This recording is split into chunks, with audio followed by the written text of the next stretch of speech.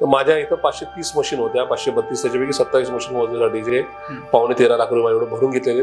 तर मला खात्री आहे की त्याचा योग्य त्या वेळी निकाल लागेल आणि त्याच्यात दूध का दूध पाणी का पाणी नक्की होईल. हडपसर विधानसभा मतदारसंघात रिकाउंटिंग पण झालं होतं, त्याचं पुढे काय झालं? तुम्ही आता नाही, उच्च मुळात न्यायालयात पुरावे केस दिले. चालू पुरावे देत असताना मग उमेदवारांनी ऍफिडेव्हिट मध्ये काय चूक केली, उमेदवारांनी प्रचार यंत्रणेत काय चूक केलेली आहे, निवडणूक ईव्हीएम मशीन मध्ये काय घोळ घातलेला आहे, मतदार यादीमध्ये किती घोळ घातला आहे, मतदार यादीत तब्बल 73,000 नावं कुठल्या कुठल्या एजन्सीजच्या मदतीने इन अँड आउट केली. हा सगळा डेटा मी मान्य हायकोर्टाकडे दिलेला आहे. माझ्या एका मतदारसंघात. त्यामुळे इलेक्शन पिटिशन पेंडिंग आहे. हा पहिला भाग, त्याचा निकाल लागेल. आजही माझा न्यायपालिकेवर विश्वास आहे, म्हणजे मान्य उच्च न्यायालय असेल किंवा सर्वोच्च न्यायालय असेल. त्याचबरोबर रिकाउंटिंगसाठी आम्हाला पूर्वीसारखं रिकाउंटिंग सळी केली जात नाही.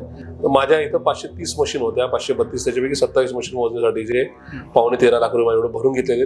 त्या 13.25 लाख रुपये भरल्यानंतर सुद्धा त्याची मधल्या काळात मतदार म्हणजे त्या मतमोजणी होणार होती, पण त्यांच्या लक्षात आलं की माझी हायकोर्टात केस पेंडिंग आहे, त्यामुळे ती मतमोजणी थांबलेली आहे. मला खात्री आहे की त्याचा योग्य त्या वेळी निकाल लागेल आणि त्याच्यात दूध का दूध पाणी का पाणी नक्की होईल.